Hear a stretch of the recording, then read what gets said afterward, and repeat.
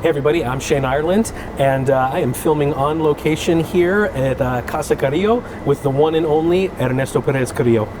Ernesto, thank you for taking the time to talk to me. Thank you for being here today, Sean. It's a pleasure. It's a pleasure. My pleasure. Even if it's a little bit warm in the Dominican Republic right now.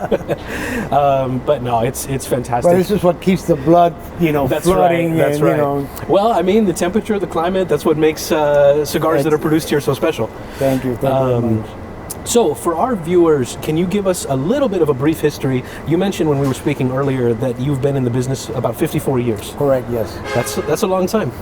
It is, and to be quite frank, I wish I could live another 54 to do what I'm doing. Yeah. Because it's an amazing business. It is. How much more do you think you would have to learn if you had another 50 years? Still a lot? Believe me, the thing about tobaccos is there's always so much that you can learn. Mm-hmm. Not only about making cigars and just running a business, but also about tobacco.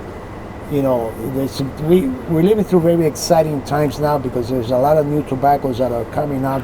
Yeah. A lot of new hybrid seeds. Yeah. So I'm very excited about the future of That's what fantastic. This industry is going to be able to the cigars we're going to be able to produce for our fans out there. That's fantastic. Yeah. Take us back to the beginning for you personally, if you can give us a little bit of a brief. Well, I started when I was, I was about 19 years old. My father had a little factory in Miami. We came to Miami back in 1959. Okay. And basically took him about 9 years because he was always in the tobacco industry back in Cuba, and he also had a factory called El Credito. So during that period, his dream was to always go back to Cuba, and unfortunately after 9 years he saw the writing on the wall. He says, I'm not going to go back, I'm going to start doing what I love to do. So he bought this little factory. We had one cigar maker. My wife started working. Actually, she was probably his first employee. Really? Besides the cigar maker. Yeah. And during that time, the business, needless to say, was not what it is today. So I've seen the growth, the transformation of the business over these past 54 years, and it's been amazing. So I started there with him. I got married young. I got married when I was 19. So I had a side job, which was, playing music. Oh, okay. To be a drummer. And then, unfortunately, in 1980, he passed away, and I took over the little factory there. And it was a lot of hard work, I would say, because basically it was just me and my wife doing everything down there. But it was something that I fell in love with. I thought I loved, playing the drums, but once I really got into the tobacco, it was, a whole different experience. Right.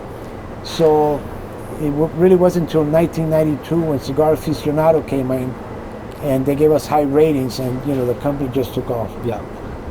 So we were down there. I was down there to about 97, and then I moved to Dominican, opened up a factory here in Dominican, and thank God was very successful, and I was able to sell my business back in 1999.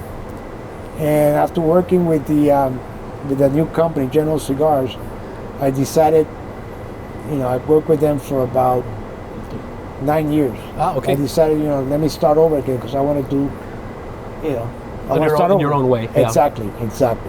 And here we are now, 15 years later. 15 years later, congratulations. Thank you. Yeah. Thank you very much. So that leads me to a couple of questions. I would say, so in a sense, you had a really small business that you were able to grow from your father's business.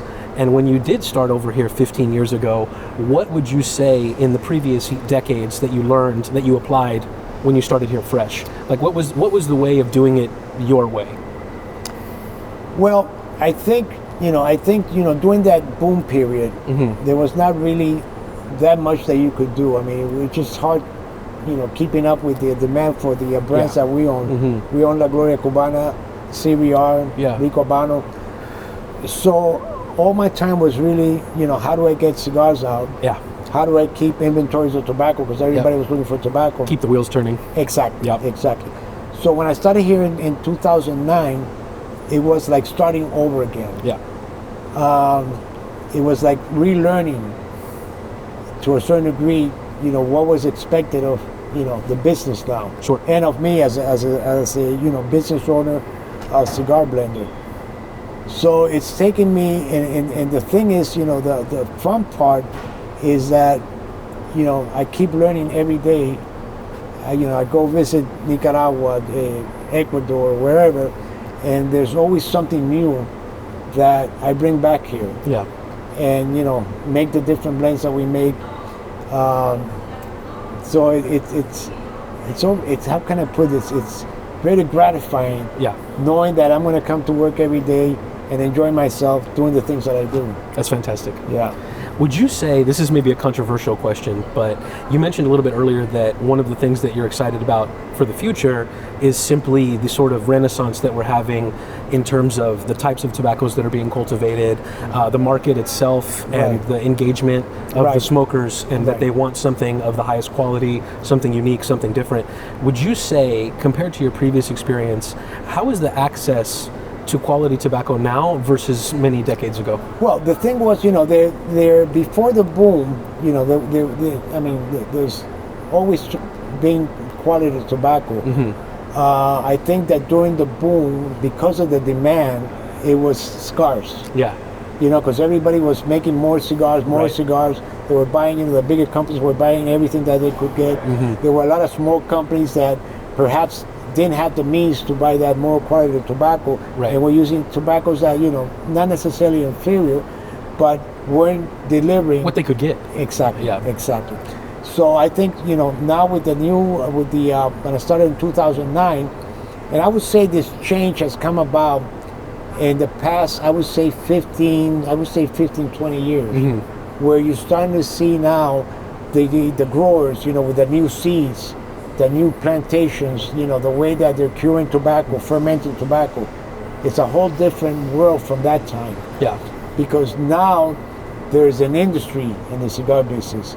So, if you want to compete in this industry, you have to be the best that you can at it. Yeah. Whether it's growing tobacco, making cigars, or making blends. It has to be something that's unique and that people are going to enjoy and, needless to say, buy. Yeah. Yeah. It's not as simple as just, before there was a demand that was, nowadays you have to sell a cigar. Right. So if you want to sell a cigar, it has to have those characteristics that your consumer is going to enjoy. Exactly.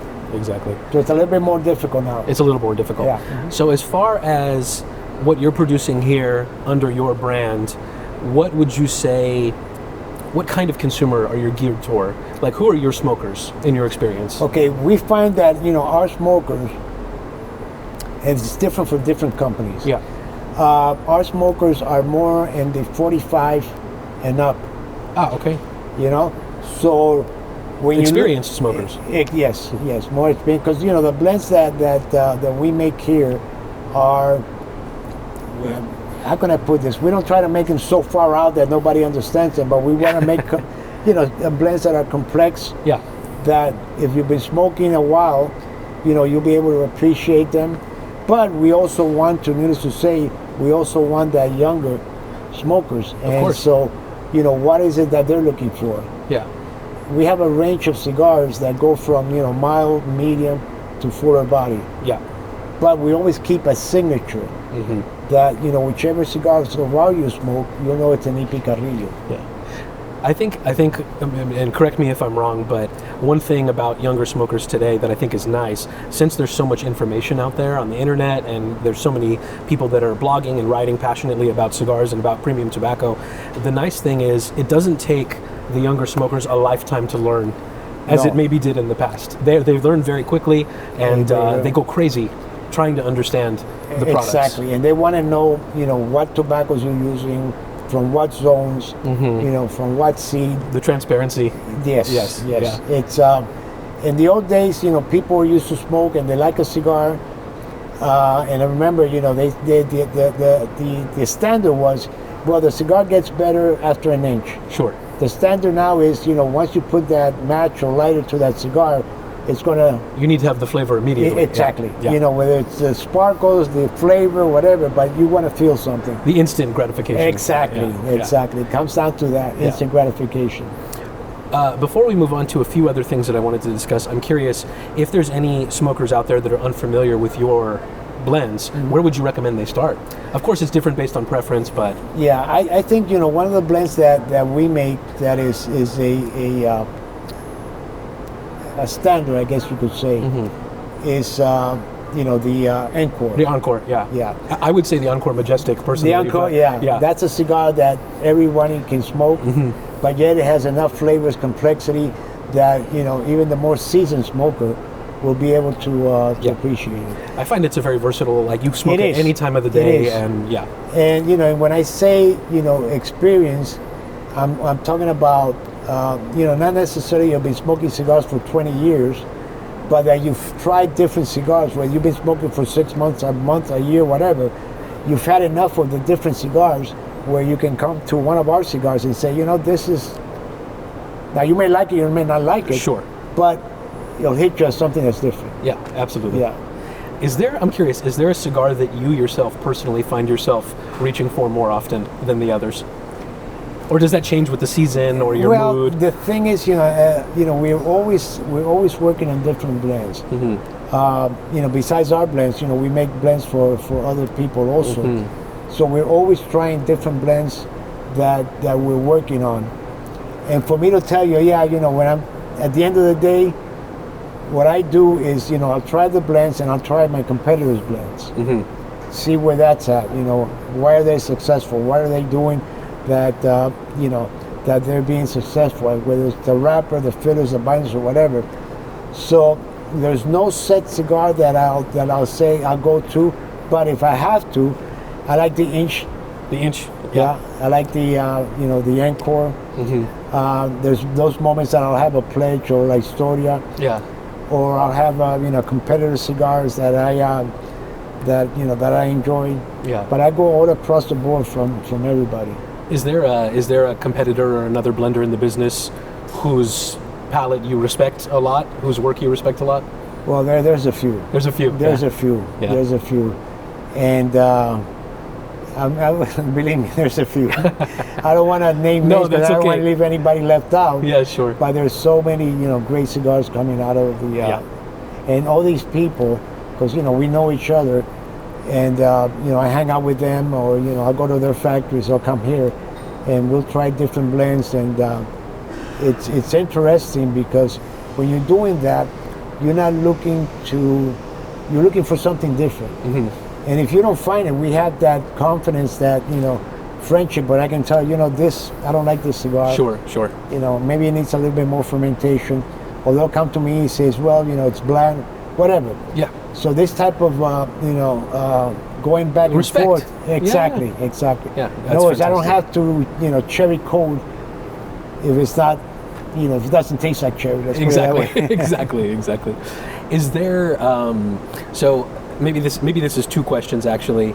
You mentioned earlier that no matter what the blend is, if it's coming from your portfolio, there's something about it that's unified, that has a signature sort of your flavor or your profile.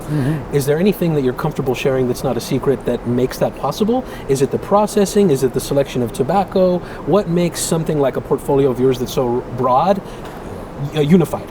I would say that on a larger scale, you know, when you smoke a lot of cigars, I think one of the things that you're going to get from the beginning, you know, maybe a little, again, depending on the cigar, but I think you're going to feel some of that spice, which I enjoy myself. Yeah. And I think you're going to feel some of the, I try to make my cigars, you know, there's three things that I work on, you know, the spice, maybe a little bit of creaminess, and the nuttiness. And the way that I smoke, you know, and not a lot of people don't smoke the way that I do, but when I smoke, I like to take the smoke to my throat and retrohale. Yeah. And I got to feel a certain thing there that I'm familiar with. Right. And that's for me. Yeah. And when you look at any whiskey or bourbon, they're very consistent. Yeah. You know, in that particular taste. And remember years ago, I used to, one of the things that really made me look at this, I'm talking about 40 years ago, was the bourbons. I used to drink a bourbon that was 110 proof. Okay. And I felt that, that flavor in my palate, my mouth. I felt some of that, spice. And I felt some of the barrel. And I said, this is what I want to transmit in my cigars. Interesting. Now, it's not going to taste like that, sure. but it's got to have something that... The richness, the complexity, right, yeah. Right. Yeah. And now, needless to say, when you go from different wrappers, it's going to have a different flavor. Yeah. But it's always somehow going to remind you of something that you smoked of E.P. Carrillo. Yeah. They have different strength, maybe not as much spice, maybe not as much of the nuttiness, but you're going to feel some of that flavors in your smoke. But the trick is that you don't want that cigar to be linear. You want it to smoke, and you're going to feel the complexity from the beginning. Development, exactly. Yeah, yeah. Because I think that's what keeps the interest. I think there's a lot of, in the last few years especially, a lot of your cigars have been rated very highly. And I really do think that there is something to be said about not only the people who are reviewing cigars, right, but I think the modern consumer as well. One thing that you hear a lot that is desirable is complexity. Mm-hmm. And everybody really does want that experience that, you could smoke the same cigar 20 times and find something new every time. Exactly. You know what I mean? And I think that's one thing from your cigars that I've experienced personally, is that they're comfortable enough that if you're just with friends, having a drink, golfing, whatever, you can enjoy it, you get the richness, but if you're paying attention, yes, there's a lot to unpack, There is. So back to the sort of signature flavor question, right. I'm wondering if there is one component, one type of tobacco that you work with maybe more than others, something that's a favorite of yours to work with. Well, needless to say, you have to have, the thing about blending, people don't understand sometimes. I think to me the most important thing about the blend is the wrapper and the binder. Mm-hmm. That kind of dominates how that cigar is going to smoke. Yeah, it's responsible the for flavors, 70% of the flavor or whatever. Exactly. That's the way I feel. And I think that one of the things that I try to use is like everything. There has to be a core component. Mm-hmm. Yeah. And that blend that will let the wrapper and the binder do their job, which right. is, bring the rest of the complexity. Because right. It's like a foundation for... Exactly. Yeah. So there's tobaccos that I use, I'm a big proponent of seco tobaccos, but they have to have a certain flavors. Now, they may be a Dominican, it may be a Nicaraguan, may be a Honduran. Yeah. But it has to have a certain flavor. Yeah. That is going to round that blend, where you're going to feel that, hey, I'm familiar. Right. It's like, seeing a face. I'm familiar with that face, but where did I see it before? Yeah. And then you Google or whatever, you just know who it is. Yeah. So it's in other words, I want to make cigars that are an experience. Mm-hmm. I don't want to make a cigar that, you're basically going to smoke and it's fine, but it's got to say something to you. It's got to say something. Yeah. So are there any components currently that you've sourced maybe recently that you're excited about using that maybe you have not yet? Well, on this cigar, I showed you the tobacco down there. Yeah. This is the first time I've used this tobacco, and this is a tobacco from Honduras. Yeah. It's not your regular Habano seed. It's a hybrid of Habanos and other tobaccos. Interesting. And I'm very excited because it has some of that, unique. It's more of a sugary, not so much of a creaminess, but more of a sugary type of taste. Yeah. But it's not overbearing. Right. And it's something that is very unique because I haven't, tried something like this in a while. And when you blend it with the tobaccos that we use, it just adds a new dimension to the smoke. Mm. So I was going to ask, what can we expect this year from you? And okay. of course, what we're smoking now is maybe the most imminent release. Right. We're releasing this. This is called the Essence series, and this is the Sumatra we're smoking. We're going to come out with a Maduro. Mm-hmm. We're also working. We have 2 cigars that we make with other factories. We're making a cigar with Plasencia, Okay. Inch, Nicaragua, Yeah. and one with Oliva, the Allegiance, Oh, cool. Yeah. which has been a very huge success. And then we're going to start working with other factories to be part of the essence. So we're going to, our first, I shouldn't mention names yet because some of the things aren't done yet. Yeah, sure. But we're going to be making a cigar with Plasencia in Honduras. And then we're also going to be coming out with a 15th year. 15th year. This Yeah. is going to be released on October 5th, which is our 15th year here in the Dominican Republic. And with this company, I should say. Yeah. And then we also have the Endure, which is our first Cameroon blend. Oh, wow. Yeah. Yeah. So that's going to be coming out also hopefully third quarter. And then we're coming out with the limiteds Yeah. that we've come out with. And we're working on a couple more limiteds that we want to come out this year that I think are going to be, very interesting. Hits. and Yeah. unique. Yeah. Very nice. So you said the Cameroon is the first time that you've worked with Yes. Cameroon. Yes. My understanding from my limited experience talking with other blenders and other manufacturers is that Cameroon can be a little bit difficult. Very difficult to work with. Very difficult. Can you tell us a little bit why? And what was your decision to start doing it? That's a good question. We've been working on this project now for probably about 6-7 months.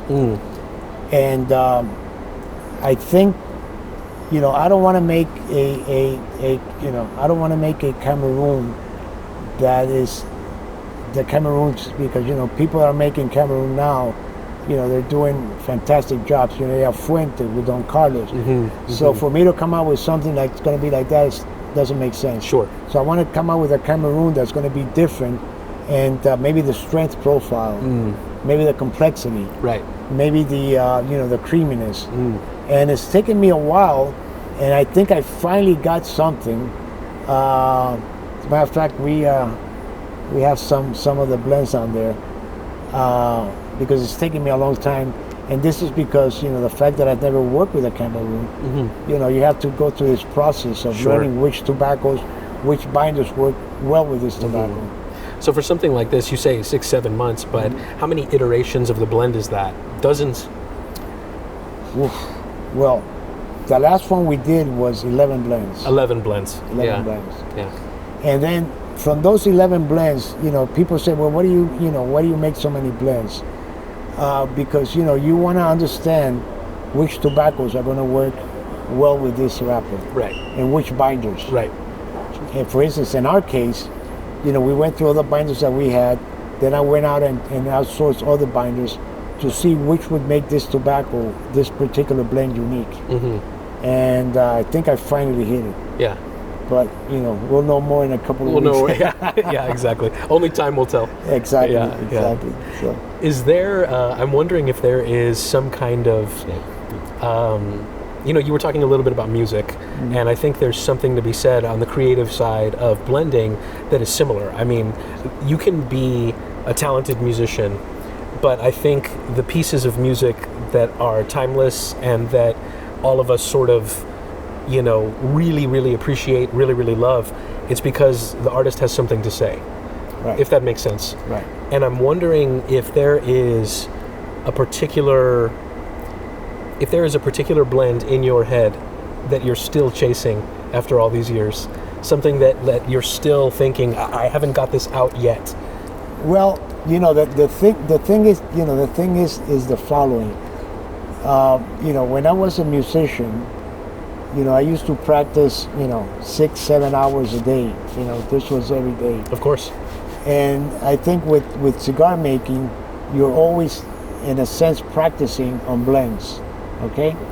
Now, do I have a blend that I say, yeah, this is like the best that I've ever made? I don't think I'm there yet. Because, when you bring in new tobacco, sure. right away it's going to change. Right. Like if you play music and you used to play it in 4/4 or 3/4, and now it's 5/4 or 7/4, whatever. Yeah. That's going to change the whole rhythm aspect of the music. Right. And with cigars, it's the same. Every time you bring in a new tobacco, or you're fermenting a tobacco, and you see the different how it works in the pilons, that's going to change the So is there a blend that I say I've reached? No, no. And I don't think that will ever happen. Well, that's good news for us. There's always going to be something that I'm going to be experimenting. Yeah, that's good. Because that's that's what I love to do. Yeah. So. Is there anything that if you're speaking directly to the customers, to the consumers and the smokers, is there anything about your tobaccos, about your production, about your palate that you think we should know? Well, I think that, because I learn from everybody. It's not like I know it all. I learn from a lot of people. But I think what in a certain aspect, what makes our cigars, and maybe this is not the right wording, but I think the love that we have for what we're doing, and it's tremendous to the cigar makers, is very important. We want to be needless to say, everybody wants to grow, but we have a set number of cigars that we want to reach, and keep it at that number. Right now we're about 3.5 million. Our goal is to reach 4.5, 5 millions, and keep it there. And that's a philosophy actually that I learned from Orlando Padron. One of the greatest cigar men in the world. And from Carlos Fuentes.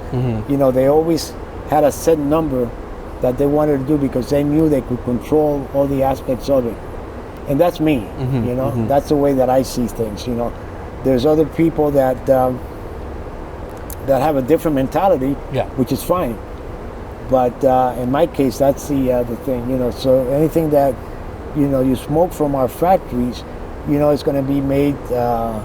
It's a lot of special care is going to be taken to make sure it's made right. Right.